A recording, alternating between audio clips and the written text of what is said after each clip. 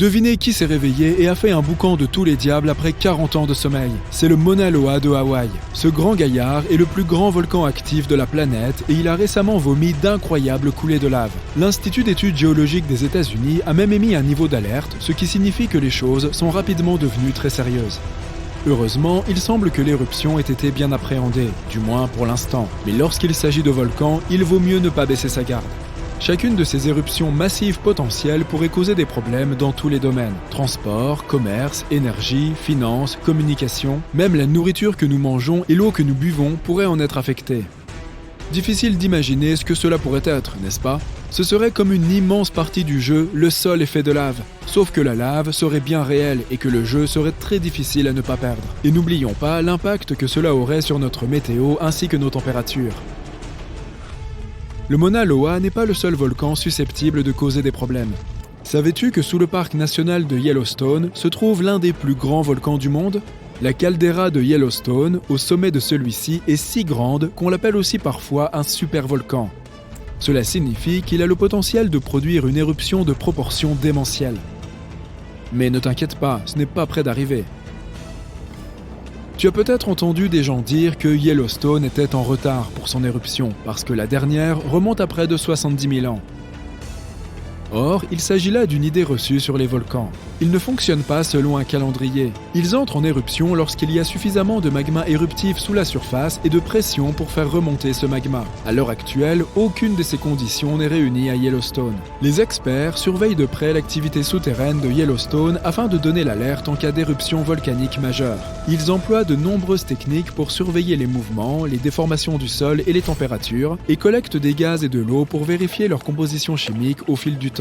Bien que le volcan de Yellowstone soit actuellement stable et n'ait pas manifesté d'activité sismique inhabituelle ces derniers temps, s'il entrait en éruption, les conséquences pourraient être désastreuses. Selon les experts, les cendres pourraient finir par recouvrir la région environnante d'une couche de plus de 10 cm d'épaisseur. L'agriculture du Midwest pourrait s'en trouver bouleversée pendant une courte période. Les effets se feraient également sentir au-delà des frontières des États-Unis. Mais ne nous en préoccupons pas pour l'instant. Le parc de Yellowstone est un endroit magnifique et passionnant à visiter, avec sa faune incroyable, ses geysers, ses sources d'eau chaude et ses vues à couper le souffle. La prochaine fois que quelqu'un te demandera si le supervolcan de Yellowstone va bientôt entrer en éruption, dis-lui simplement de ne pas s'inquiéter pour le moment. La Terre compte environ 1500 volcans actifs, ça fait pas mal de lave. Et s'il est vrai qu'entre 10 et 20 volcans se trouvent en éruption chaque jour, il est très peu probable qu'ils se déclenchent tous en même temps. Mais imaginons un instant qu'ils le fassent. La Terre y survivrait-elle? Selon certains géologues, la réponse est un non catégorique. Le problème d'un événement volcanique mondial ne réside pas seulement dans les explosions et les coulées de lave, qui sont déjà assez problématiques, mais aussi dans les cendres et les gaz volcaniques expulsés. Ces cendres envahissantes masqueraient complètement le Soleil, plongeraient la planète dans l'obscurité la plus complète et affecteraient la manière dont les plantes accomplissent leur photosynthèse. Les cultures seraient réduites à néant et les températures baisseraient de façon considérable. Et ce n'est pas tout, les pluies acides achèveraient d'anéantir les cultures qui auraient survécu à ce tapis de cendres. Ces mêmes pluies contamineraient également nos eaux. L'océan lui-même deviendrait plus acide, ce qui poserait des problèmes aux coraux et aux organismes marins à coquilles. Des espèces entières de poissons pourraient même disparaître.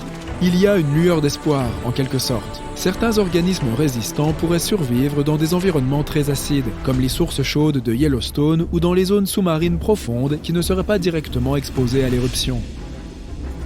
En ce qui concerne les humains, c'est un peu plus compliqué. Si tu disposes des fonds nécessaires, tu peux te construire un véritable bunker souterrain et y rester jusqu'à ce que l'atmosphère s'assainisse. Mis à part ce scénario volcanique étrange, des activités intéressantes ne se produisent pas seulement chez les volcans d'Amérique. As-tu déjà entendu parler du Katla, le tristement célèbre volcan islandais? Sa dernière éruption remonte à 1918. Mais voilà, s'il décidait d'exploser, les choses pourraient vite s'avérer hors de contrôle. Le Katla n'est pas un volcan ordinaire. S'il entrait en éruption, celle-ci devrait être 10 fois plus puissante que celle de son proche voisin, qui avait provoqué une véritable panique en 2010. Le panache de cendres du Katla serait immense, s'étendant haut dans le ciel et couvrant de vastes régions d'Europe pendant une longue période. Cela signifie que les transports aériens et les échanges économiques seraient gravement affectés, ce qui pourrait entraîner l'Europe, voire le monde entier, dans une période extrêmement difficile. Mais ne t'inquiète pas tout de suite, la probabilité que Katla entre bientôt en éruption est assez faible. Si tu fais partie des passionnés d'histoire et de volcans, tu as certainement entendu parler du mont Vésuve. Le 24 août de l'an 79 de notre ère, le Vésuve s'est réveillé après des siècles de sommeil et a décidé de piquer une grosse colère. À proprement parler, il ne s'agissait pas tant d'un caprice que d'une éruption volcanique qui a secoué le sud de l'Italie et l'ensemble de l'Empire romain, détruisant la prospère cité de Pompéi. Au XVIIIe siècle, cette ville antique a été redécouverte et fouillée, révélant une mine de connaissances sur la vie quotidienne des Romains de l'Antiquité. C'est comme une capsule temporelle du passé, figée dans le temps et attendant d'être explorée. Avant que le Vésuve ne décide d'organiser cette surprise party, Pompéi était un centre commercial prospère et un lieu de villégiature estivale pour les citoyens les plus riches. Mais lorsque le volcan est entré en éruption, il a plu des cendres et de la pierre ponce pendant 12 heures d'affilée, obligeant les habitants à fuir. Le bon côté des choses, c'est que ces couches de cendres et de pierre ponce ont formé une capsule temporelle naturelle qui a préservé les bâtiments, les fresques et les sculptures jusqu'à leur redécouverte près de 1700 ans plus tard. Cela signifie que nous pouvons désormais étudier la culture, les coutumes, les croyances, les caractéristiques physiques, l'alimentation et la santé des Romains comme jamais auparavant. Le récit de Pline le Jeune est l'un des témoignages les plus détaillés de la catastrophe, ce qui nous donne un aperçu rare des événements qui se sont produits dans les premières heures de l'éruption. Mais l'éruption du Vésuve n'aura pas seulement été une tragédie, elle a également contribué de manière significative au domaine de la vulcanologie et à notre compréhension des catastrophes naturelles. En fait, le type particulier d'éruption volcanique qui a condamné Pompéi est aujourd'hui qualifié de plinienne, du nom de Pline et de son oncle. Ainsi, même si les Romains ont certainement passé un sale quart d'heure, cette éruption a eu un impact durable sur le monde, que nous ressentons encore aujourd'hui.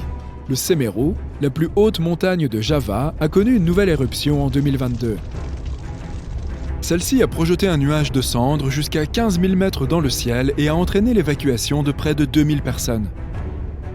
La plupart des routes ont été fermées et les cendres volcaniques ont obstrué toute vue de la montagne. Mais n'oublions pas que le Semeru n'en est pas à son premier coup d'essai. Il est entré en éruption 1 an auparavant, provoquant le déplacement de milliers de personnes. Mieux vaut donc prévenir que guérir face à ce volcan impétueux. Les autorités japonaises voisines avaient d'abord été mises en garde contre la possibilité d'un tsunami, mais heureusement, cela n'a pas été le cas. L'Indonésie compte 8,6 millions de personnes vivant à moins de 10 km de l'un de ses 142 volcans. Oui, tu as bien entendu, 142 volcans. Ça fait beaucoup de lave, si tu veux mon avis. Bien qu'il s'agisse d'un volcan assez capricieux, le Semeru est toujours un endroit que les gens veulent visiter. L'une de ses principales attractions est le type particulier de savane qui pousse alentour. Ce qui la rend si intéressante, c'est sa couleur violette. Lorsque cette région traverse la saison des pluies, elle se pare de magnifiques fleurs que l'on confond facilement avec de la lavande. Spoiler, ça n'en est pas, et si tu as déjà visité la région, tu sais peut-être qu'il s'agit en fait d'une sorte de verveine.